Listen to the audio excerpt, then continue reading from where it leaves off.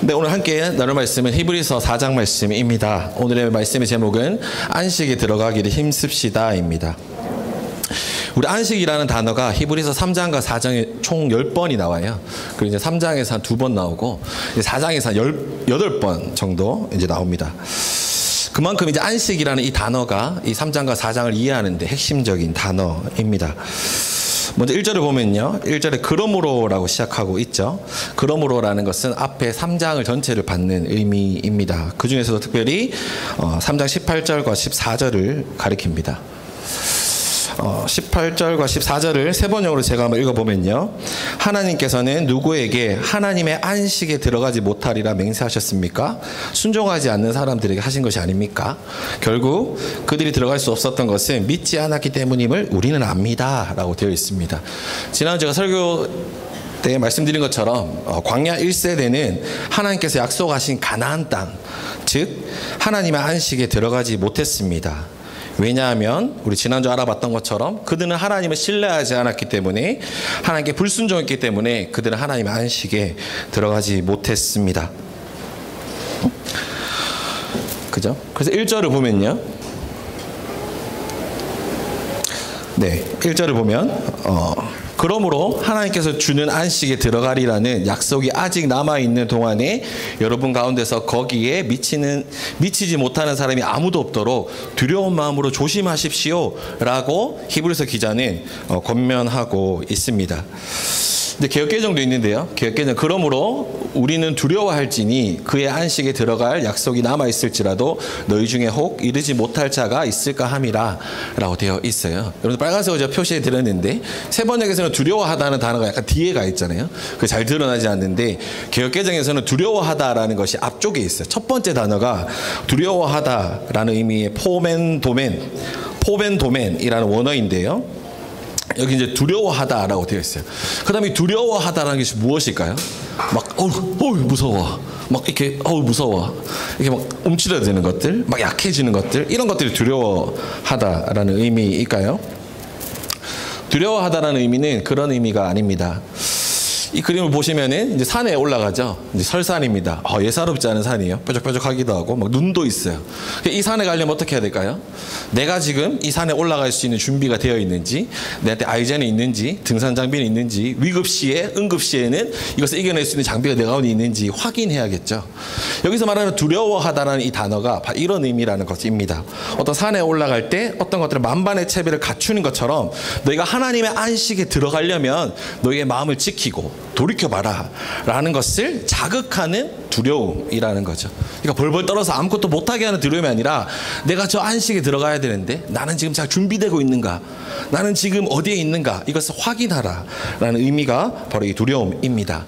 특별히 이 단어에서는요, 이제 세 번역과 개역개정이 잘 나오진 않지만 우리가 두려워하자라고 되어 있어요. 그러니까 이 독자뿐만 아니라 저자도 여전히 나도 두려움 가운데 있다. 내가 안식에 들어갈지 안 들어갈지, 이미 임한 안식이 있지만 아직 임하지 않은 그 안식에 내가 들어갈 수 있을지 없을지 두려운 마음으로 이 길을 함께 떠나자라는 의미가 이 두려워하다라는 단어 안에 포함되어 있습니다. 우리 3장에서 광야 1세대는 하나님께 불순종했다 했습니다. 하나님을 신뢰하지 않았다고 했죠. 안식에 들어가지 못했어요. 그러니까 어떻죠? 히브리서 기자는, 또 시편의 기자 다윗은 광야의 1세대를 반면교사 삼아서 그들이 불순종한 그것을 보고 우리는 두려운 마음으로 우리 자신을 돌아보자. 그리고 믿음으로 안식에 들어가자라고 권면하고 있는 것입니다. 그렇다면요, 우리가 먼저 안식이 무엇인지 명확히 하고 넘어갈 필요가 있을 것 같습니다. 우리 안식이 무엇일까요? 안식은 아무것도 안 하는 그런 육체적인 쉼, 아무것도 안 하는, 아무 생각도 안 하는 그런 상태일까요? 제가 안식 이 말을 할 때마다 옥미자매가 약간 떠오르거든요. 옛날에 옥미자매가 저는 아무것도 안 하고 더 이상 이 아무것도 안 할 거예요. 아무 생각도 안 할 거예요. 하여튼 나는 그 상태에 머물러 있고 싶어. 이런 얘기를 한번 저한테 한 적이 있어가지고, 이 사진을 보면요, 누워있죠. 소파에 편안하게 누워있습니다. 육체적으로 쉬고 있죠. 아마 머리가 지긋지긋 아팠던 것 같아요. 머리 이렇게 하고 있어요. 머리도 아마 나 좀 쉬어야 돼. 정신적으로 피폐해. 좀 쉬어야 돼. 라는 상태예요. 옆에 보면은 박스도 막 쌓여 있어요. 할 일이 여전히 쌓여 있지만 그쳤어요. 그리고 옆에 막 청소 도구도 있죠. 하지만 나는 지금 아무것도 안 하지 않은 상태. 이것을 이제 말하는데요. 이것이 안식이 말하는 의미의 전부는 아닙니다. 분명히 안식이라는 것은 우리의 육체적인 쉼, 그침 이런 것들도 포함해요. 하지만 성경에서 말하는 그 안식이라는 것은, 특별히 오늘 본문에서 나오는 그 안식이라는 것은 더 많은, 더 깊은 의미가 있습니다. 먼저 우리 3장 18절에 보면요.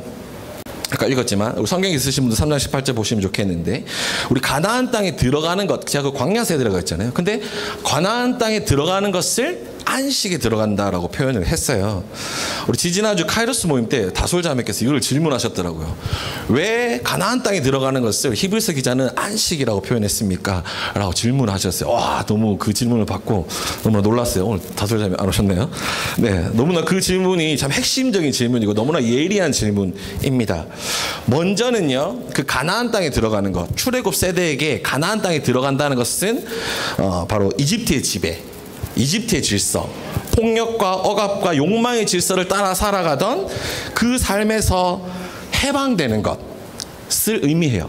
해방되고 그냥 이제 너희가 알아서 살아라, 광야에 떠도는 귀신처럼 살아라 라고 하시지 않고, 하나님께서는 저 가나안 땅에 가자, 저 가나안 땅에서 내가 온전히 너희를 다스릴 것이다, 내가 다스리는 온전한 그 가나안 땅에서 너희는 안식을 누릴 수 있을 것이다 라고 약속하셨거든요. 그 신명기 3장 20절에 하나님께서 약속하셨어요. 광야 세대에게 너희가 저 가나안 땅에서 내가 너에게 안식을 줄 것이다 라고 약속하셨습니다. 바로 이런 안식의 의미가 이 가운데 담겨 있습니다. 좀 더 이제 안식의 의미를 성경에서 찾아보면요, 여러분들 오늘 하는 이 본문을 여러분들 꼭 기억하셔야 될 것 같아요. 성경의 전체를 이해하는데 너무나 중요한 본문이거든요. 네, 첫 번째는 우리 이사야서 11장에서도 우리 안식의 상태를 확인할 수 있습니다. 잠시만요. 두 개 넘어갔네요. 네. 이사야서죠. 우리 이사야서 11장 6절부터 9절 말씀이에요. 여러분들이 아마 너무나 잘 아시는 말씀입니다. 제가 한번 세 번역으로 읽어보겠습니다. 그때 이리가 어린 양과 함께 살며 표범과 새끼 염소와 함께 누우며 송아지와 새끼 사자와 살찐 짐승이 함께 풀을 뜯고 어린 아이가 그것을 끌고 다닌다. 7절 암소와 곰이 서로 벗이 되고 친구가 되고 그것의 새끼가 함께 눕고 사자가 소처럼 풀을 먹는다. 젖 먹는 아이가 독사의 구멍 곁에서 장난하고 젖된 아이가 살무사의 굴에 손을 넣는다. 나의 거룩한 산 모든 곳에서 서로 해치거나 파괴하는 일이 없다. 물이 바다를 채우듯 주님을 아는 지식이 땅에 가득하기 때문이다 라고 이사야서에서 얘기하고 있어요. 이 본문에서 얘기하는 이 상태, 폭력이 끊어진 상태, 사자가 더 이상 살상하지 않고 다른 동물을 죽이지 않고 폭력을 하지 않고 그들의 탐욕, 욕망을 채우지 않고 평화의 상태, 화평의 상태, 그때에 어떻게 된다는 거죠? 마침내 하나님 주시는 평화, 안식, 샬롬이 있다라는 것이죠. 특별히 마지막 구절을 여러분들 눈여겨보셔야 될 것 같아요. 제가 진하게 표시했는데요. 물이 바다를 채우듯이 주님을 아는 지식이 땅에 가득하기 때문입니다. 하나님을 아는 지식이 충만하다는 거죠. 우리 개역개정이 더 저는 와닿았어요. 물이 바다 덮음 같이 여호와를 아는 지식이 세상에 충만할 것임이라 라고 이사야서에서 예언하고 있어요. 그 평화의 나라가 어떻게 될 것이냐, 그 나라 때 아마 안식이 있을 것인데 그때는 물이 바다 덮음 같이 하나님의 여호와를 아는 그 지식이 충만하게 될 때 우리가 어떻게 된다는 거죠? 폭력의 질서가 끊기고 우리에게 안식이 온다라는 것입니다. 이 상태가 바로 안식이에요. 히브리서에서는 이 안식을 과거적인 의미, 현재적인 의미, 미래적인 의미 세 가지로 나누어서 우리에게 안식에 대해서 설명하고 있습니다. 먼저 첫 번째는요, 태초에 안식이 있었습니다. 네, 이게 이제 에덴 동산이죠. 창조가 완성됐을 때 그 상태를 의미합니다. 우리 히브리서로 돌아와세요. 3장 후반절부터 3절 후반전부터 4절에서 확인할 수 있어요. 세 번역을 보면요. 사실상 하나님께서 세상을 창조하시고 모든 일을 끝마치셨으므로 그때 안식이 있어 온 것입니다. 4절 일곱째 날에 관해서는 어딘가에서 하나님께서 일곱째 되는 날에는 그 모든 일을 마치고 쉬셨다 하였고 라고 되어 있어요. 하나님께서 세상을 창조하시고 7일째 날에 안식하셨습니다. 하나님께서 6일 동안 열심히 말씀으로 세상을 창조하셨어요. 하나님 보시기 좋았더라 라고 말씀하셨어요. 그리고 7일째 되는 날 쉬셨어요. 특별히 그 창세기 2장 2절부터 3절을 인용한 건데요. 거기에서는 여기 쉬셨다라는 단어를 샤바트라는 히브리어를 사용하고 있어요. 근데 이 샤바트라는 단어는 무활동, 아무것도 하지 않는다 이런 의미가 아니에요. 끝내다, 완성하다 이런 의미가 샤바트라는 히브리어 원어의 단어입니다. 하나님께서 마침내 그분의 창조를 완성하신 거예요. 바로 이 상태가 바로 하나님 주시는 샬롬의 상태, 안식의 상태라는 거죠. 이사야서 얘기했던 것처럼 하나님을 아는 지식이 충만했어요. 7일째 되는 날에. 하나님의 형상을 담은 인간 안에 하나님의 지식으로 충만했어요. 여호와를 아는 지식으로 충만했어요. 하나님의 질서, 하나님의 통치가 온 땅에 충만했어요. 그때 하나님께서 안식하셨다고 되어 있어요. 하나님께서 피곤하셨기 때문에 안식하신 것이 아니잖아요. 우리가 아는 것처럼 하나님께서 우리에게 본을 보여주신 것입니다. 하나님께서 그런 지식에 충만하셔서 그분이 창조하신 온 만물을 향유하셨습니다. 이 상태가 바로 안식입니다. 이는 우리에게 익숙한 용어로 바꾸면요, 하나님의 통치가 온전히 임한 상태예요. 이 에덴 동산이 타락하기 전에 에덴 동산은 하나님의 통치가 온전히 임한 상태입니다. 안식은 하나님의 통치, 즉 하나님이 다스리는 나라와 동의어로 사용됩니다. 그래서 안식이라는 것은요, 하나님을 아는 지식이 충만한 상태. 그 에덴 동산에 충만했잖아요. 그리고 하나님의 통치가 온전하게 이루어지는 것, 하나님의 다스림이 온전하게 이루어지는 것이에요. 히브리서 3장의 용어로 표현하자면 이것이 바로 구원입니다. 출애굽에서 바로의 억압 가운데, 폭력의 질서 가운데 억압되었던 그들을 해방시키셔서 하나님이 약속하신 가나안 땅으로 옮기신 것, 그것이 구원이고 하나님의 통치고 안식입니다. 그렇죠. 안식은 태초에 있었습니다. 태초에만 있었을까요? 안식은 지금도 있습니다. 우리 현재적 의미인데요. 우리 히브리서 3절 후반부를 한번 보면요. PPT가 있는데요. 네. 4장 3절 후반부를 보면 이렇게 되어 있습니다.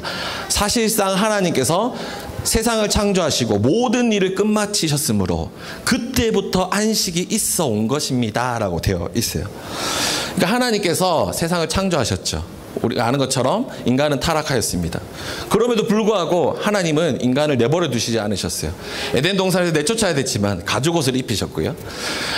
그들에게 여전히 계속해서 아브라함과 이삭과 야곱과 모세를 통하여서 계속해서 약속을 주시고요. 여러 가지 선지자를 통하여서 계속해서 돌보셨어요. 계속해서 통치하셨어요. 바로 이 안식을 의미합니다. 하나님은 여전히 세상 가운데 계셨고 세상을 통치하고 계십니다. 그렇기 때문에 우리는 세상에서 안식을 계속해서 누릴 수 있습니다. 그래서 히브리서 조재천 교수님께서 쓰신 히브리서, 추천해드린 히브리서에 이 표현이 있더라고요. 이 표현이 너무나 이게 참 저는 이 문구가 너무 좋아서 그대로 인용했는데요. 태초의 안식은 역사를 초월하여, 정확히 말하자면 역사의 시간을 관통하면서 지속된다라고 조재천 교수님께서 이야기하셨어요. 무슨 말이죠? 앞에서 얘기했던 그 창세기의 그런 에덴 동산의 그런 안식, 그것이 거기서 그치는 것이 아니라 인간의 타락으로 인해서 인간은 끝, 너는 이제 그 안식은 없다, 끝이 아니라 하나님께서 여전히 역사의 시간을 관통하면서 계속해서 이 땅 가운데 하나님의 통치를 보여주셨다는 거죠. 하나님의 안식을 보여주셨다는 거죠. 그렇기 때문에 어떻죠? 우리는 현재 임한 그런 하나님의 나라를, 현재 임한 그런 안식을 누릴 수 있다는 거죠. 과거나 현재 누구에게나 안식은 여전히 열려 있다는 것입니다. 그죠? 또 안식은 지금도 있다. 현재적인 의미는 또 히브리서 6장부터 7절에서 히브리서 4장 6절부터 7절에서 또 확인할 수 있어요. 히브리서 기자와 우리 시편 95편의 기자, 우리 3장 7절부터 나오는 그 7절부터 11절까지 시편 95편을 인용한다 했잖아요. 이게 4장 끝까지 이어지거든요. 시편 95편의 기자는 오늘이라는 단어를 사용해요. 안식이 현재 여전히 존재함을 이야기하고 있습니다. 먼저 6절을 보면요, 어떤 사람들이 안식에 들어갈 기회가 아직 남아 있습니다. 닫히지 않았다는 거죠. 여전히 열려 있습니다. 그리고 7절을 보면요, 그렇지만 하나님께서 다시 오늘이라는 어떤 날을 정하시고 라고 되어 있어요. 그리고 오늘 너희가 그의 음성을 듣거든 이라고 되어 있습니다. 이 오늘이라는 단어, 너희가 음성을 듣는 오늘이라는 이 시간, 현재에도 여전히 하나님의 안식이 있다는 거죠. 하나님의 통치를 인정하는 자들에게 하나님의 안식은 여전히 닫히지 않고 열려 있다라고 이야기하고 있습니다. 네, 우리 다윗은 이 시편을 다윗이 지었다고 얘기하거든요. 다윗이 지을 때 그 다윗의 세대, 오늘도 마찬가지고 히브리서 세대 그 히브리서 독자들에게도 마찬가지고, 오늘 또 이 말씀을 듣는 오늘 2024년을 사는 기쁨의 교회 성도들, 우리가 듣는 우리에게도 마찬가지로 우리에게도 여전히 하나님이 주시는 안식이 열려 있다라는 것이죠. 하나님이 주시는 안식을 히브리서 독자들은 오늘 이 말씀을 듣고 그분을 신뢰한다면 그들은 하나님이 주시는 안식에 들어갈 수 있습니다. 그리고 특별히 우리 8절을 눈여겨볼 필요가 있습니다. 히브리서 8절을 보면요, 여호수아가 그들에게 안식을 주었더라면 하나님께서 그 뒤에 다른 날이 있으리라는 것을 말씀하시지 않았을 것입니다 라고 되어 있습니다. 그죠? 여호수아는 안식을 주지 못했다라고 히브리서 기자가 평가를 해요. 그죠? 우리가 아는 것처럼 여호수아를 통해서 가나안 땅에 들어갔잖아요. 하나님께서 분명히 가나안 땅에서 안식을 주신다고 하셨잖아요. 근데 왜 여호수아의 때는 안식을 주지 못했을까요? 그것은 그들이 그 하나님의 말씀에 순종하지 않았기 때문이에요. 이 본문에 드러나지 않지만 우리 사사기에 보면은 하나님께서 그 광야 세대에게 가나안 땅에 들어갔을 때 거기에 있는 이방 민족들을 다 내쫓아라 했거든요. 내쫓고 다 진멸해라 이런 표현이 있어요. 근데 이스라엘 민족들은 이 가나안 이방인들을 다 내쫓지 않거든요. 하나님께서 이 가나안 족속들을 다 내보내라 했던 이유는 뭐냐면은 하나님의 온전한 통치를 그곳 가운데 하시기 위해서 이방의 민족들, 이방의 신을 믿는 사람들의 그런 유혹과 시험들이 내 가운데 찾아올 수 있으니 그것을 내쫓으라는 거였는데, 광야 2세대 여호수아 세대는 그것에 불순종했다는 거죠. 그렇기 때문에 어때요? 가나안 땅, 하나님이 약속했던 가나안 땅이었지만 그 땅에 여전히 하나님이 주시는 온전한 안식이 없었다는 거예요. 그래서 히브리서 기자는 이렇게 표현하는 것입니다. 여호수아가 그들에게 안식을 주지 못했다라고 이야기하고 있습니다. 그런데요, 여기에서 이제 우리가 기억해야 될 것은요, 그들의 불순종으로 해서 여호수아 세대는 그들의 불순종으로 인해서 하나님이 주시는 안식을 누리지 못했잖아요. 하나님께서는 또 다른 여호수아를 통해서 이 땅에 하나님의 안식을 가져다 주십니다. 다시요, 하나님께서는 또 다른 여호수아를 통해서 이 땅에 하나님의 안식을 가져다 주십니다. 우리가 잘 아는 것처럼 그분은 바로 예수입니다. 우리 여호수아라는 말 있죠. 여호수아는 이 단어는 헬라어라 히브리어로 모두 다 예수라는 단어로 동일하게 번역될 수 있어요.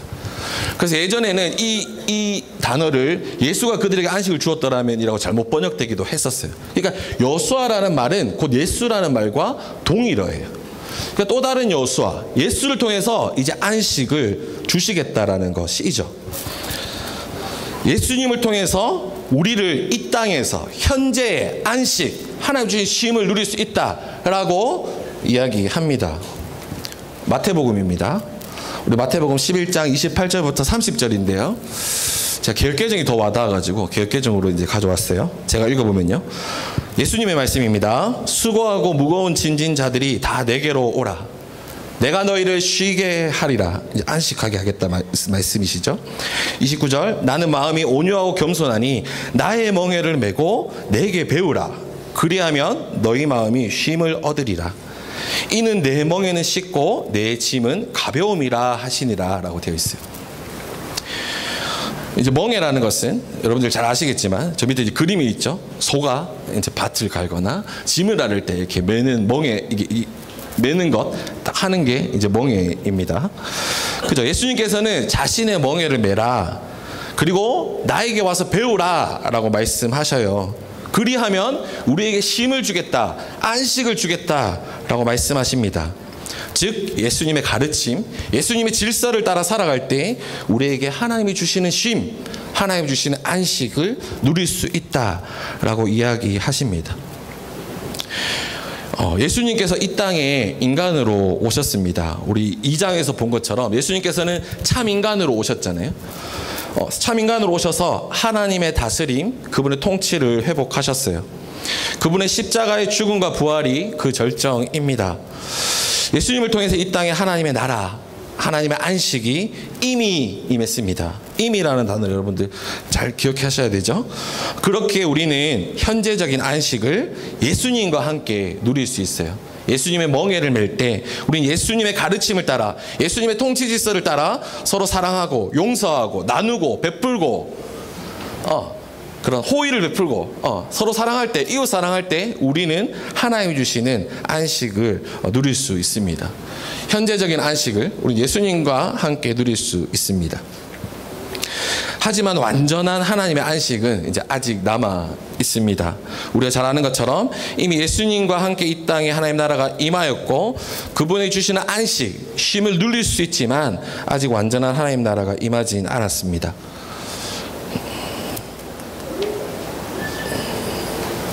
넘어가야 되는데요. 안 넘어가네요. 네, 맞나요? 13번 맞나요? 네. 안식은 미래에도 있습니다. 우리 안식이 미래적 의미인데요. 우리 9절 10절입니다. 제가 읽어보겠습니다. 앞에 보시면 됩니다. 그러니 하나님의 백성에게는 안식하는 일이 아직 남아 있습니다.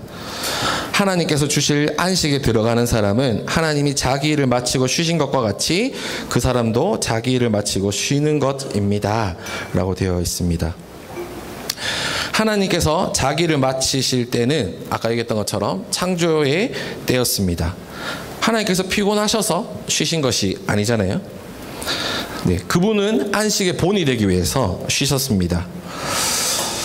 예수님과 함께 시작된 하나님의 나라의 그런 재창조가 완성될 때, 즉 예수님이 이 땅 가운데 다시 오실 때, 예수님이 재림하실 때 우리는 온전한 안식, 완성된 안식을 누릴 수 있습니다.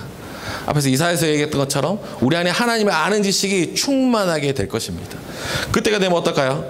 내가 죄 짓지 말아야지, 내가 미워하지 않아야지, 이런 고민할 필요가 없습니다. 왜냐고요? 우리 안에 온전한 안식이 누려졌기 때문에, 온전한 하나님의 통치가 이루어졌기 때문에, 하나님을 아는 지식, 여호와를 아는 지식이 충만해졌기 때문에 우리는 온전한 안식을 누리게 될 것입니다.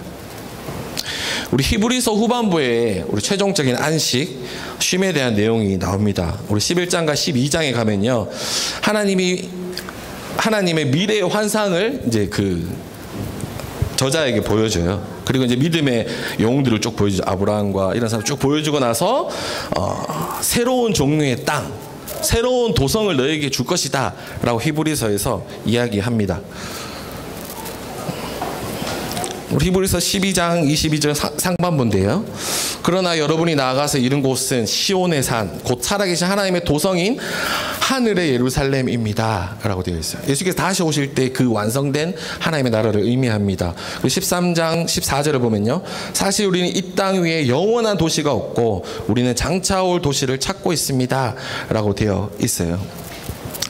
곧 현재 하나님이 창조하신 세계가 이 땅 가운데 있지만 마지막 때에, 이 13장은 마지막 때에 세상이 한번 흔들릴 거예요. 흔들리고 나서 피조물을 속한 것들은 다 없어질 거예요. 그리고 영원한 것들만 남을 거예요. 그 영원한 것들이 뭐죠? 바로 하나님의 통치 질서를 따라 살아갔던 그 백성들, 그 공동체, 그 말씀의 진리를 따라 살아갔던 그 사람들만 남을 거예요. 그것이 바로 하나님의 도성입니다. 그때 그 시간 종말의 때에 우리는 온전한 하나님의 나라를 맞이하게 될 것입니다. 예수님의 재림, 온전한 하나님의 통치가 임하게 될 것입니다. 가라지와 알곡이 함께 공존하던 시대는 이제 끝이 나게 될 것입니다. 그때 우리는 진정한 쉼을 누리게 됩니다. 우리는 이미 임한 하나님의 나라에서 안식을 누릴 수 있어요. 하지만 아직 임하지 않은 완성될 하나님 나라를 소망하면서 우리는 지금 살아가야 합니다. 이것을 소망하면서 이것을 신뢰하면서 살아야 된다라고 히브리서 저자는 계속해서 외치고 있는 거예요. 제가 지난주 설교에서 말씀드렸지만 히브리서 독자들이 이걸 어떻게 받아들이고 있었을까라는 것을 생각하면서 이 본문을 봐야 된다 했잖아요. 히브리서 독자들은 계속해서 유혹 가운데 있었어요. 예수님 믿지 말까? 예수님 괜히 믿었어. 예수님 믿었더니만 돈 잃었어. 친구도 잃었어. 세상 가운데 호구가 됐어. 예수님 괜히 믿었나? 그냥 다시 유대로 돌아갈까? 다시 모세를 따라 다시 돌아갈까? 그 유혹 가운데 히브리서 독자들이 있었어요. 그들이 이 메시지를 어떻게 들었을까요?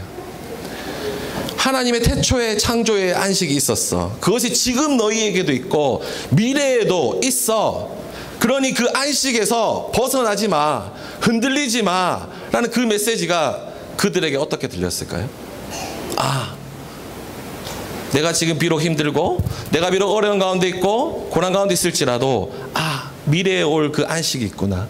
그리고 지금 내가 예수님의 가르침을 따라 살아갈 때 이 땅 가운데 임하는 하나님의 안식을 내가 누리면서 마지막에 완성될 그 하나님의 나라를 예비하면서 살아갈 수 있겠구나 라고 그들이 생각하지 않았을까요? 그렇습니다. 우리도 마찬가지인 것 같아요. 그래서 우리가 안식이라는 것의 의미를 잘 깨닫고 살아가는 것은 우리의 신앙에 있어서 너무나 중요합니다. 그래서 정리를 해보면요, 먼저는 안식은 하나님의 통치가 온전히 임할 때 주어지는 쉼이라고 했습니다. 태초의 쉼은 에덴 동산에서 창조의 7일의 때에 있었습니다. 그죠?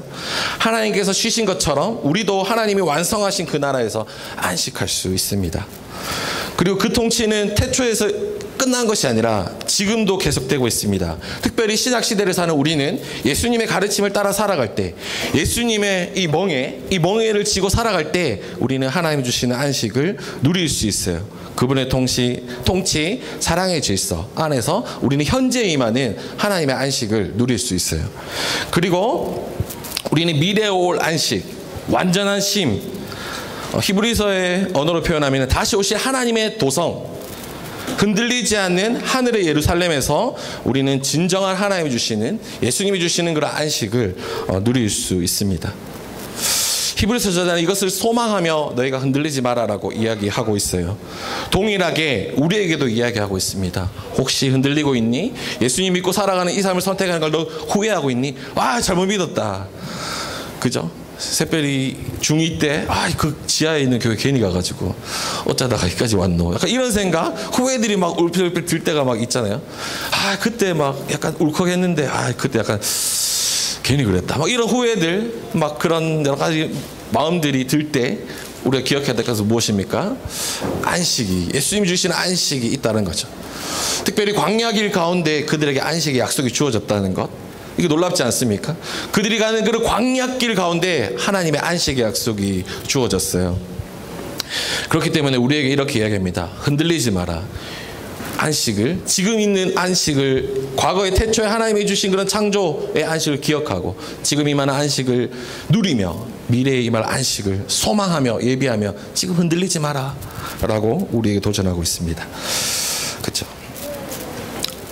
그렇다면요, 이제 다음 챕터로 넘어갑니다. 그렇다면 어떻게 오늘 임한 하나님의 안식을 누리며 아직 오지 않을 완성될 안식을 지킬 수 있을까요?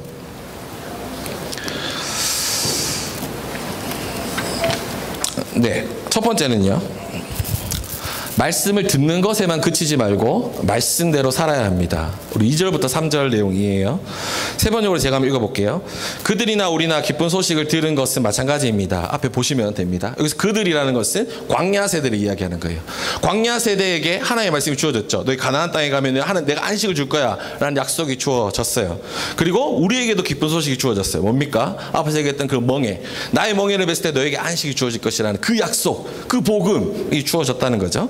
계속해서 읽어보면요, 그런데 들은 그 말씀이 그들에게는 아무런 유익이 되지 못했습니다. 유익이 되지 못했다, 효과가 없었다, 소용이 없었다.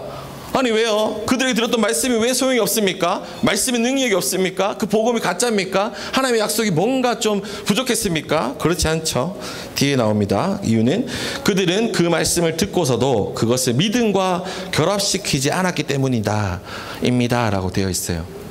그 말씀을 듣기는 들었어요. 하지만 그들의 믿음과 결합시키지 않았습니다. 여기서 이제 결합하다는 단어의 원어가 어떤 의미냐면요, 이제 혼합하다, 연합하다, 결합하다, 함께 썩다, 이런 의미예요. 이게 무슨 말이냐면은, 이 광야 세대를 예를 들면요, 광야 세대 그들이 지금 광야길을 가고 있잖아요. 사막길을 가고 있고 쓴물도 만나고 목마를 때도 만나고 고기 없어 배고플 때도 만나고 이런 상황들 만나잖아요. 그때 그 상황 가운데 이들은 하나님 주신 약속과 그들의 신념, 그들의 믿음을 썩지 못했다는 거죠. 그러니까 뭐죠? 예전에 살았던 방식대로 선택했다는 거죠. 배고파요? 이렇게 얘기했어.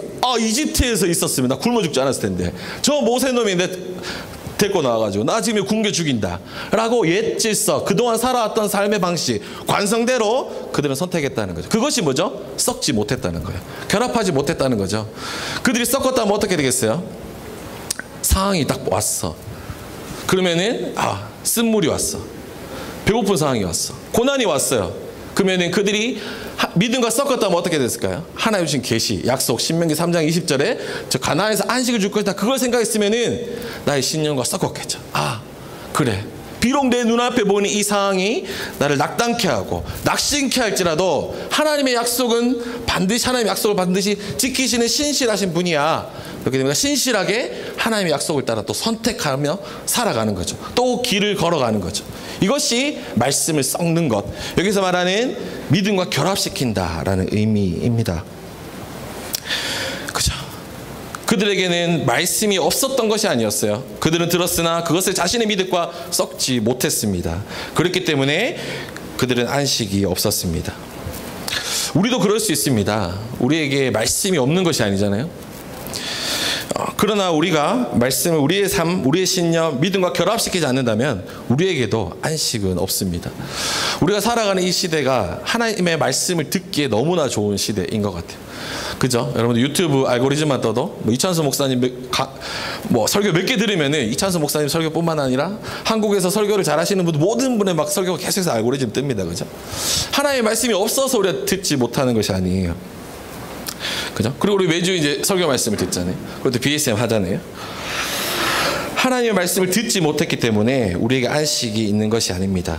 안식이 없는 것이 아니죠. 우리 하나님의 말씀을 들었지만 하나님의 믿음대로 내 신념을 바꾸지 않았어요. 썩지 않았기 때문에 우리에게 안식이 없는 거예요. 쉽게 얘기하면 순종하지 않았기 때문에, 말씀대로 살지 않았기 때문에 우리에게 안식이 없는 것입니다. 우리는 기독교 문화 안에서 살아갈 수 있어요. 교회 안에서 살아갈 수 있어요.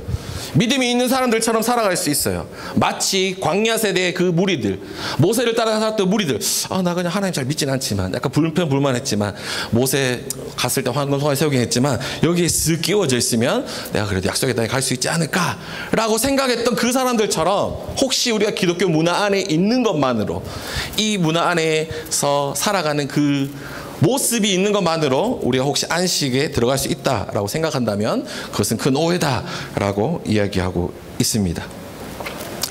그죠? 이걸 어떻게 잘 설명드릴 수 있을까라고 생각했는데, 제가 고등학교 때 예화를 들려드리면 좋을 것 같아요. 제가 이제 능인고등학교에 나왔어요. 능인고등학교, 수성구에 있는 능인고등학교. 우리 경진 형제 저보다 후배죠. 능인고 후배인데 학교 다닐 때 못 봤어요. 한 학년에 한 500명 정도 있었기 때문에 만나지는 못했어요. 이제 제가 능인고등학교, 여러분 아시는 분 아시겠지만, 여기 경진 형제가 있네. 불교학교. 불교재단에서 지은 학교거든요. 뭐 이렇게 동화사, 은혜사, 5대 이렇게 해가지고 불교학교에서 지은 학교예요. 그래서 이제 아침에 맑은 공기, 저희 때는 학교 왜 그래 일찍 가는지 몰라. 6시 50분까지 갔거든요. 그죠? 6시 50분까지. 아침에 오전 자습해야 되니까 6시 50분까지 갔어요. 이제 맑은 공기를 마시면서 교문을 딱 들어서면은, 소리가 나옵니다. 마하바냐바라. 이거 주일 예배 시간에 제가 이거를 읊어도 되는지 모르겠지만, 아무튼 이런 막 반야신경이 입구에서부터 나와요. 교실에 딱 도착하잖아요. 교실의 가운데 기둥에, 여기 가운데 기둥 있잖아요. 제일 잘 보이는데 액자가 있어요. 굉장히 기억하죠? 저쯤에 있었어. 저 기둥쯤에 불상이 이렇게 있어요. 불상이 딱 있고, 아침 9시였나요? 9시만 되면은 그 반에서 항상 또 나왔어요. 마하바냐바. 이게 또 나오는 거야. 아침 시간에 무조건, 저는 이제 어릴 때 교회 다녔기 때문에 나는 무조건 기독교다. 그때는 교회 안 다니고 있었지만 난 기독교다 생각했기 때문에 뭐 합장하거나 이렇게 하진 않았어요. 근데 그때 이제 서 있어야 됐거든요. 이렇게 서 있어야 돼요. 제가 방금 이렇게 읊었잖아요. 이거 외우는 게 제가 외우려고 외웠던 게 아니에요.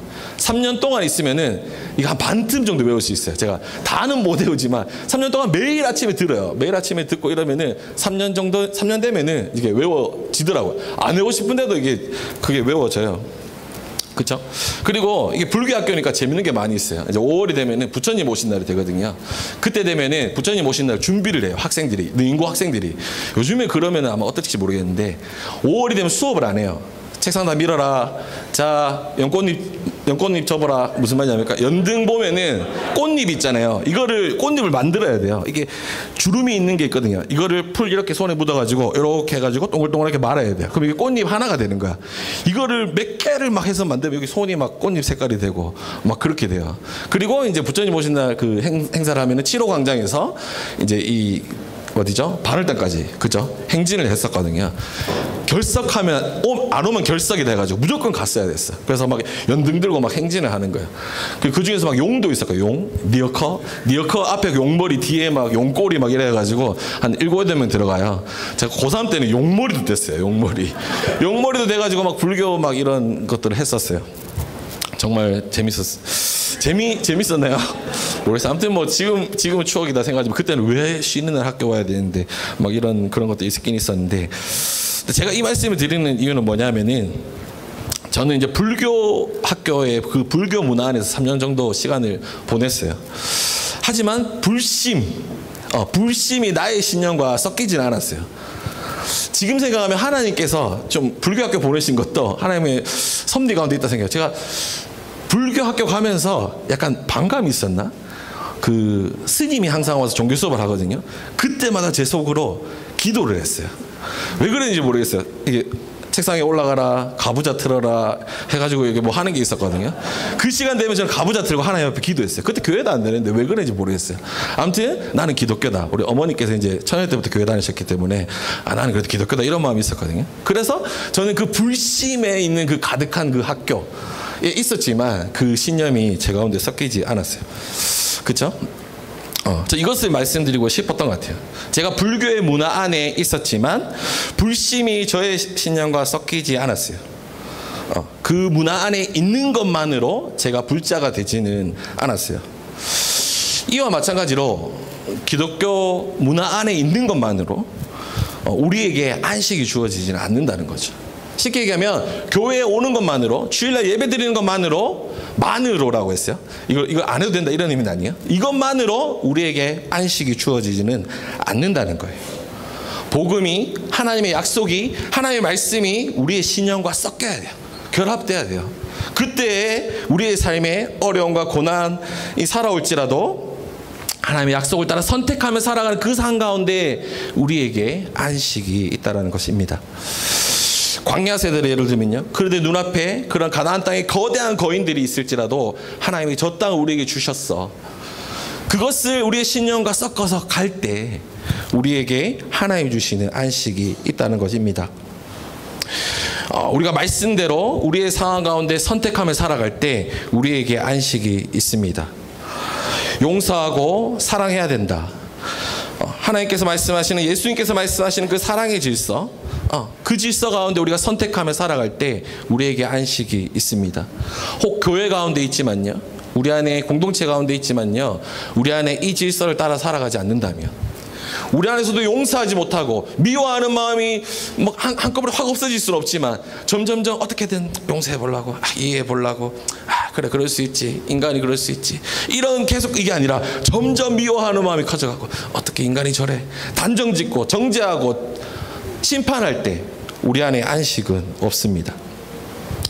그렇죠? 또 우리의 삶 가운데 어려움이 찾아올 때, 고난 가운데 찾아올 때 여전히 우리의 관성대로, 우리의 삶의 방식대로, 예전에 살아왔던 옛 질서를 따라서 살아가려 한다면 세상의 처세술 또는 돈이라든지 우리 권력이라든지 우리의 노하우라든지 이런 것들 통해서 우리의 어려움을 극복하려고 한다면, 하나님이 없이 한다면 우리에게도 여전히 안식은 없습니다. 말씀을 듣는 것에만 그치지 않고 말씀대로 살아갑시다. 우리의 관성대로 내 방식대로 선택하는 것이 아니라 예수님의 말씀, 복음을 따라 선택하고 삽시다. 예수님의 멍에를 메고 살아가는 삶이 우리에게 안식을 줍니다. 우리 광야의 1세대가 안식에 들어가지 못한 것은 말씀을 듣고도 행하지 않았기 때문입니다. 두 번째로요, 우리가 어떻게 지금 임한 안식과 미래에 임할 안식을 지킬 수 있을까라는 것은 하나님의 말씀으로 자신의 불순종, 자신의 불신앙이 없는지는 점검해야 됩니다. 그러니까 하나님의 말씀을 우리 자신을 점검했을 때 내가 어디에 있는지 알 수 있습니다. 우리 11절에서 히브리서 저자는 반복해서 강조하고 있습니다. 한번 읽어보면요. 11절을 세 번역을 제가 읽어보겠습니다. 그러므로 우리는 이 안식에 들어가기를 힘씁시다. 아무도 그와 같은 불순종의 본을 따르다가 떨어져 나가는 일이 없도록 해야 되겠습니다. 불순종의 본, 아까 얘기했던 광야 1세대죠. 어떻게 그렇다면 우리는 불순종의 본을 따르고 있는지 내가 알 수 있을까요? 내가 잘 살고 있는지, 믿음으로 살고 있는지, 순종하며 살아가고 있는지 어떻게 알 수 있을까요? 하나님의 말씀 앞에 우리의 자신을 비출 때 우리가 어디에 거하고 있는지 알 수 있습니다. 우리 12절부터 13절이죠. 12절 13절인데요. 이 구절 아마 많이들 암송하셨을 것 같아요. 그죠? 하나님의 말씀을 양날의 검과 같고 영과 혼을 뭐 이런 너무나 잘 아는 말씀이잖아요. 근데 이 말씀을 문맥 가운데 이해해야 됩니다. 뭐죠? 이 말씀은 우리가 불순종하고 있는지 순종하고 있는지 우리가 어디에 거하는지 이제 알게 한다는 거죠. 하나님의 말씀이. 먼저는 하나님의 말씀이라는 이 단어가 그런 해석자들이 두 가지 정도로 나눠요. 첫 번째 하나님의 말씀은 쉽게 얘기하면 성경 말씀, 특별히 히브리서 독자들을 생각했을 때는 구약이 되겠죠. 이 구약의 말씀, 특별히 시편 95편을 가지고 이야기하니까 시편 이 95편의 말씀을 뜻한다라고 해석하시는 분도 있어요. 근데 그뿐만 아니라 여기에 더해서, 이게 없다는 건 아니고 여기에 더해서 예수님, 이 땅 가운데 요한복음에서 이야기하는 것처럼 말씀이신 그분이 육신을 입고 오신 그 예수님을 또 의미한다라고 해석하시는 분도 있어요. 저는 후자 쪽을 선택해요. 톰 라이트도 이쪽을 선택하더라고요. 톰 라이트가 해서 이렇다는 것은 아니고 제가 생각해 봤을 때는 예수님이라는 분은 어떤 분이셨죠? 그분은 말씀을 성취하신 분이셨어요. 안식일 규정에 알 수 있던 것처럼 안식일에 사람을 고치시잖아요. 그럼으로써 안식일이라는 말씀을 온전히 성취하셨잖아요. 그렇기 때문에 이분은 하나님의 말씀은 예수님을 포함한다라고 생각이 돼요. 그리고 우리의 삶을 생각해 봤을 때 우리가 성령님께서 우리에게 말씀을 깨닫게 하시잖아요.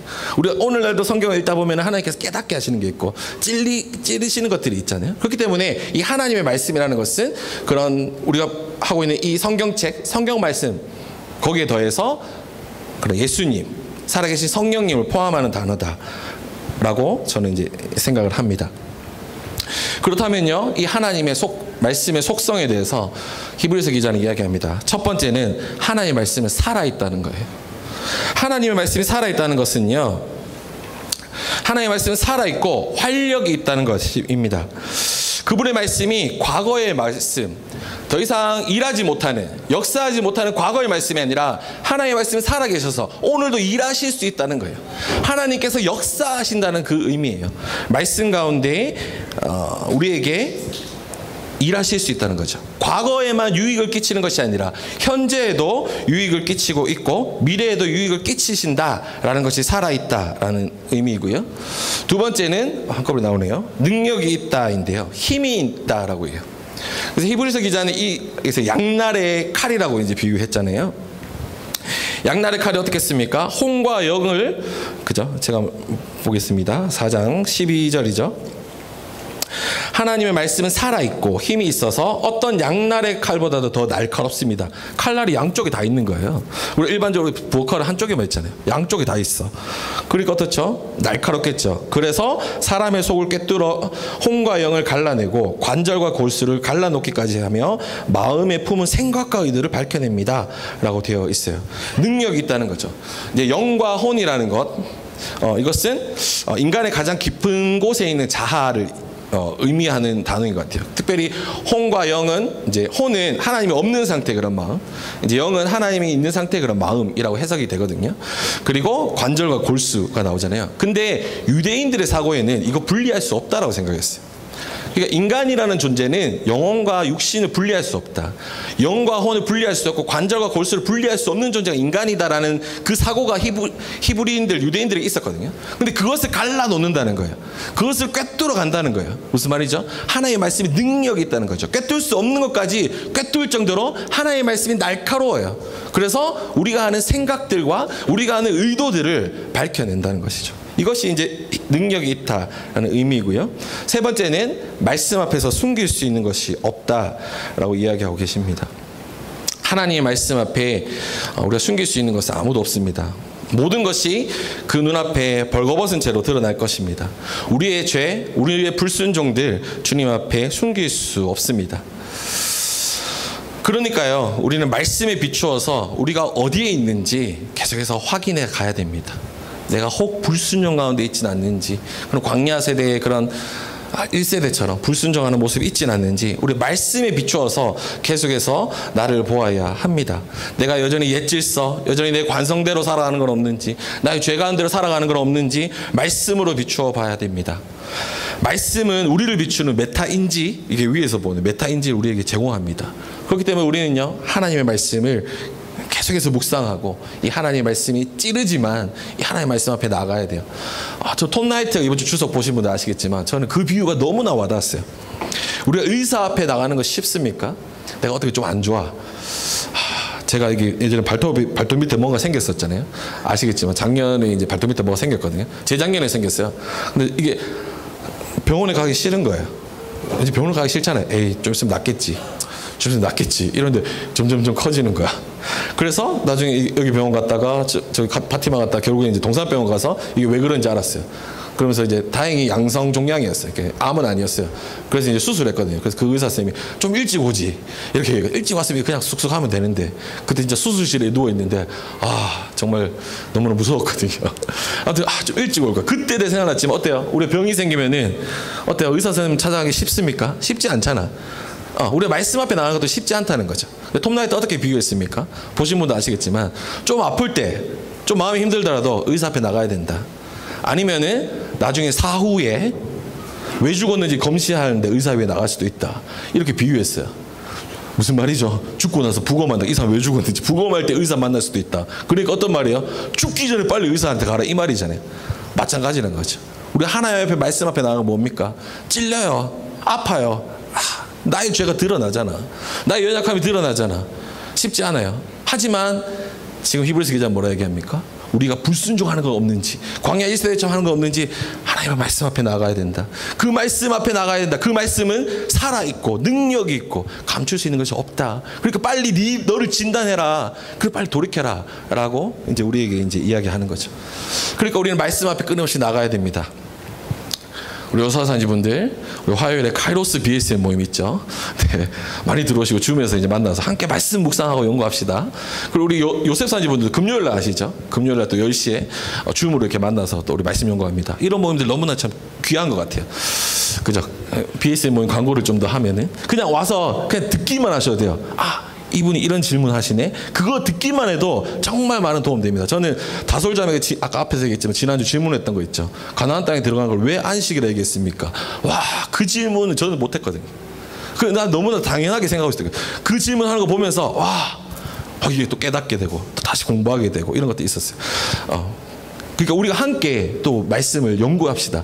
그렇죠? 우리 초대교회 생각하면은 개인적으로 이 책이 있었습니까? 텍스트가 없었잖아요. 다 같이 모여가지고 매일 모여가지고 한 사람이 이제 말씀을 이제 읽으면은 그걸 함께 묵상하고 이게 어떤 의미입니까? 오늘 이런 일이 있었는데 이 말씀을 어떻게 적용할 수 있을까? 그렇게 막 묵상했잖아요. 그런 항상 초대교회는 함께 말씀을 묵상했거든요. 그런 것처럼 우리 함께 말씀을 묵상하고 또 개인적으로 이 말씀 앞에 나아가서 사후에 의사 위에 올라가는 것이 아니라 또 내가 지금 나의 잘못된 것은 없는지 이런 것들을 비추면서 또 하나님의 말씀 앞에 나가서 우리를 점검하는 신앙이 되었으면 좋겠습니다. 마지막입니다. 세 번째인데요. 그런데요, 제가 방금 말씀드린 것처럼 우리는 말씀 앞에 나갈 때 우리의 죄를 발견합니다. 내가 이런 참 죄인이다. 나의 불순종을 발견하죠. 죄의 결과는 죽음이라고 하셨잖아요. 우리 로마서에 나오는 것처럼. 13절 후반부를 한번 볼까요? 13절 후반부를 제가 한번 읽어보면요. 우리는 그 앞에 모든 것을 드러내 놓아야 합니다라고 되어 있어요. 그 말씀 앞에 다 드러나기 때문에 우리 모든 것을 다 드러내 놓아야 됩니다라고 하고 있어요. 드러내 놓는다라는 것이 원어가 어떤 의미냐면요. 이제 테트라 캘리스메나 뭐 이런 단어인데요.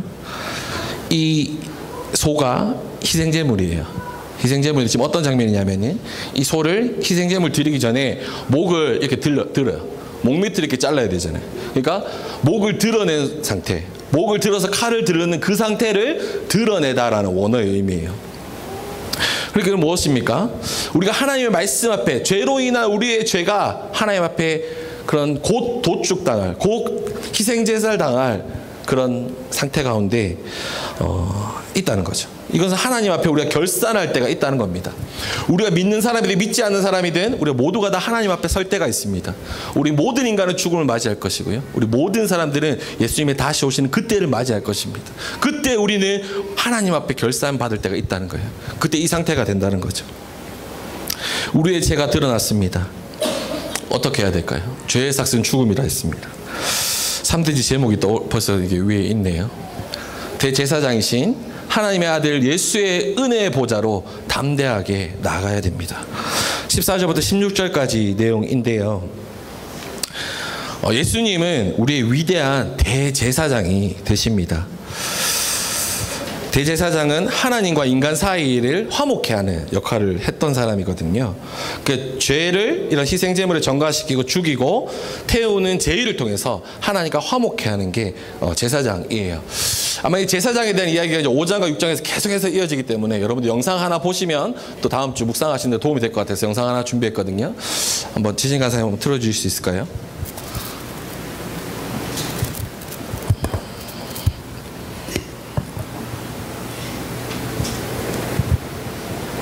레위기의 제사제도 희생제사 이 장면인데요.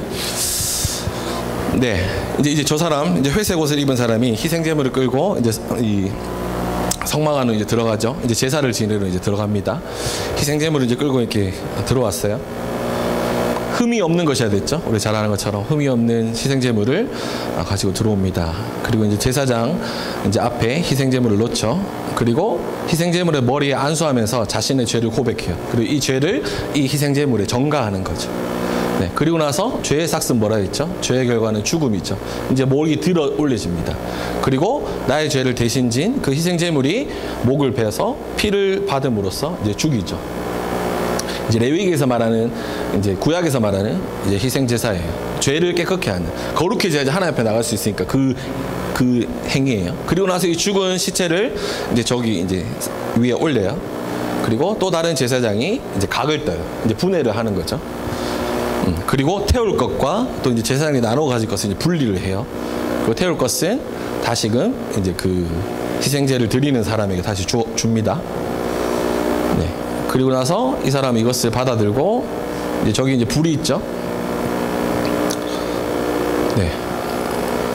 제사장에게 주고 제사장이 이제 희생제물을 이제 태웁니다. 그래서 이 향기를 이제 하나님께 올려드린다라고 하면서 이제 하나님 앞에 이제 기도하는 거죠. 그러면서 저 사람의 죄를 이제 이 제사장들이 이제 대신 이제 하나님께 화목케 하는 역할을 합니다. 또 다른 제사장은 그 받았던 그런 피 있죠. 피를 이제 뿔에 4개 뿔이 있거든요. 저 뿔에 이제 피를 바르는 행위를 하고 있는 것입니다. 제사장들이 하는 일이었어요. 제사장들은 이스라엘 민족들이 죄 가운데 더럽혀졌기 때문에 이들을 다시 깨끗게 거룩해 하기 위해서 이런 희생제사를 드렸습니다. 네, 여기까지 보여주시면 될 것 같습니다. 특별히 대제사장은 이제 이스라엘 전체의 그런 죄들을 이제 하나님 앞에 하고 대속해 하는 역할을 했었어요. 그런데 어떻죠? 네.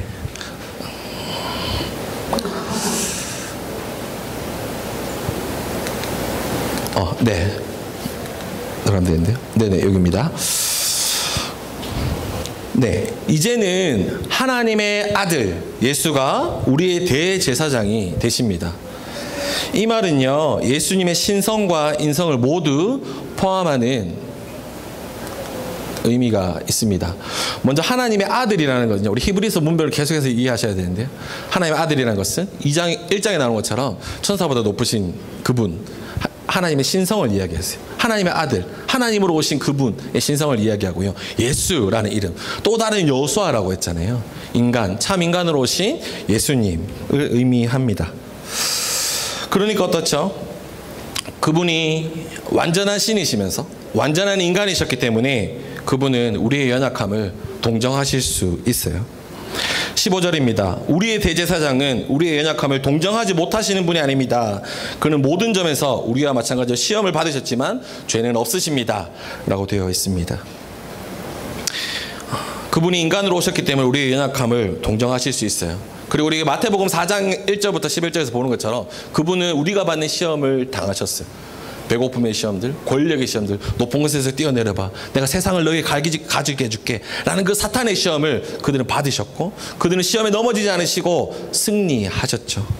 네. 그렇기 때문에 그분은 우리가 신뢰할 수 있는 대제사장이 되실 수 있습니다. 그분은 완전한 하나님이시면서 동시에 완전한 인간이세요. 그렇기 때문에 우리를 동정하실 수 있어요. 우리가 언제 넘어지는지, 언제 시험 받는지, 언제 연약해지는지, 언제 넘어지는지 주님은 알고 계세요. 동정하실 수 없는 분이 아닙니다. 그렇기 때문에 우리는 주님 앞에, 대제사장이 되신 그 하나님의 아들 예수님 앞에 나아갈 수 있는 것입니다. 그러니까 어떻게 해요? 담대하게라고 되어 있죠. 16절에 보면 담대하게는 확신을 가지고, 확신, 예수님께서 대제사장 되신 그 예수님께서 나의 죄를 용서하실 수 있어 라는 그런 확신을 가지고 은혜의 보좌로 나가야 됩니다. 우리는 자비를 받고 은혜를 입어서 제때 주시는 도움을 받아야 됩니다. 특별히 저는 16절 마지막에서요, 도움을 받아야 된다 라는 단어가 또 제 가운데 많이 묵상이 되었어요. 우리는 예수님의 도움을 받아야만 안식에 들어갈 수 있습니다. 다른 것들로요, 우리가 안식에 들어갈 수 없어요. 여러분들의 남편으로요, 안식에 들어갈 수 없어요. 아내로요, 안식에 들어갈 수 없어요. 세상에 가지는 부로요, 안식에 들어갈 수 없어요. 권력으로 안식에 들어갈 수 없어요. 우리가 안식에 들어갈 수 있는 이유는, 유일하게 우리에게 안식을 주시는 분은, 우리를 도우실 수 있는 분은 바로 예수님이십니다. 오직 예수님만이 구원의 창시자, 개척자가 되십니다. 오직 그분만이 우리의 죄를 해결하는 대제사장이 되시기 때문입니다. 그러니까요, 우리는 예수님께 나아갔을 때, 예수님께 나아가서 우리의 죄를 주님 앞에 고백하고 주님의 도움을 구합니다 라고 하셨을 때 예수님께서 우리를 도우십니다. 그래서 신뢰하며 나아갔을 때 우리 이 땅 가운데 임하는 하나님의 안식을 누릴 수 있습니다. 네, 말씀을 맺고자 합니다. 안식에 들어가기를 힘씁시다 라는 제목으로 함께 말씀을 나누었습니다. 안식은 하나님의 통치가 온전히 임할 때 주어지는 쉼이라고 했습니다. 태초에 에덴 동산에서 누렸던 그 쉼, 하나님께서 7일째 누렸던 그 쉼을 우리는 누릴 수 있습니다. 신약 시대를 사는 우리는 예수님의 가르침을 따라 그분의 예수님의 멍에를 메고 살아갈 때 우리는 안식을 누릴 수 있습니다. 그러나 완전한 쉼, 완전한 안식은 예수님께서 다시 오실 때, 히브리서의 언어로 하자면 하늘도성, 하늘의 예루살렘에 임할 때 완전하게 누릴 수 있을 것입니다. 그러니까요, 지금 우리 안에 있는 조금의 연약함들, 교회 다니는 사람들이 왜 그래? 내가 하나님 믿는다고 하지만 나는 왜 그래? 왜냐고요? 우리는 이미와 아직의 중간기를 살아가기 때문에 아직은 그럴 수 있어요. 하지만 우리가 소망해야 되는 것이 있어요. 예수님께서 다시 오실 때 우리 안에 하나님을 아는 지식이 충만해질 거예요. 여호와를 아는 지식이 충만해질 때 우리 안에 더 이상 이런 번뇌들은 없어질 거예요. 그것들을 소망하면서 흔들리지 말고 지금 걸어가야 합니다. 그래서 우리가 이것을 소망하며 살아갈 때 특별히 첫 번째는 말씀을 듣는 것에만 그치지 말고 말씀대로 살아갑시다 라고 이야기 드렸습니다. 듣는 것, 기독교 안에 문화 안에 있는 것, 이것만으로 되지 않아요. 우리의 삶의 고난과 어려움과 우리의 삶의 상황 가운데 하나님의 계시, 그 말씀과 우리의 신념을 섞어야 돼요. 그럴 때 결합해야 돼요. 그럴 때 우리가 하나님의 안식을 누릴 수 있습니다. 그리고 하나님의 말씀으로 불순종하는지 불신앙하는지 점검해야 됩니다. 하나님의 말씀은 양날의 날카로운 검이라고 했어요. 우리 안에 모든 것들을 드러낼 수 있어요. 우리의 생각과 우리의 의도, 내가 종교생활하는 의도, 내가 교회하는 의도까지도 주님이 밝히실 수 있어요. 그때 우리 주님 앞에 나가야 됩니다. 말씀 앞에 나가야 됩니다. 그리고 대제사장 되신 예수님 앞에, 하나님의 아들이신 예수 앞에, 은혜 보좌 앞에 담대하게 나가야 됩니다. 그때 우리는 예수님으로 말미암아 죄사함을 받고 거룩하게 되고 고침받고 하나님 주시는 참 안식을 누릴 수 있습니다. 예수님은 지금도 우리를 초대하고 계십니다. 마태복음 11장 28절에 수고하고 무거운 짐진 자들아 다 내게로 오라 내가 너희를 쉬게 하리라 말씀하셨던 그 예수님께서, 그 우리의 대제사장 되시는 그 예수님께서 오늘날 우리에게 우리를 부르고 계십니다. 우리가 응답하고 우리의 삶에 이런 하나님을 아는 지식, 예수님을 아는 지식이 충만한 삶이 되기를, 현재 임한 안식을 누리는 삶을 살기를 또 결단하는 우리의 삶이 되었으면 좋겠습니다. 우리 함께 기도하도록 하겠습니다. 네, 먼저 첫 번째는요, 우리가 하나님의 안식에 들어가기를 힘씁시다. 우리가 그 안식을 소망했으면 좋겠습니다. 세상의 다른 곳에서 주는 안식이 아니라요, 태초의 안식, 예수님의 멍에를 메고 살아갔을 때 오는 그 안식, 그 안식을 소망했으면 좋겠습니다. 비록 힘들지만 예수님의 가르침을 따라 그 멍에를 지고 살아갈 때 주는 그 안식을 소망하며 그분의 주시는 안식을 누리기를 기도했으면 좋겠고요. 또 두 번째는요, 우리의 믿음을 돌아봤으면 좋겠습니다. 우리 하나님의 계시, 성경의 말씀과 나의 신념이 섞이지 않은 것이 있지는 않은지, 말씀 가운데 우리의 관성대로 살아가는 것이 있진 않은지 하나님의 말씀 앞에 겸손히 우리를 비추어 봤으면 좋겠고요. 그리고 세 번째, 하나님의 말씀을 붙들기를 결단했으면 좋겠습니다. 특별히 예수님의 도움을 구합시다. 주님은 우리를 도우시는 분이십니다. 주님의 도움이 필요 없는 사람은 아무도 없습니다. 이제 주님, 나의 죄를 주여 긍휼히 여겨주시고 나를 도와주시옵소서, 주님 앞에 간절히 기도하며 나아갔으면 좋겠습니다. 함께 기도하겠습니다.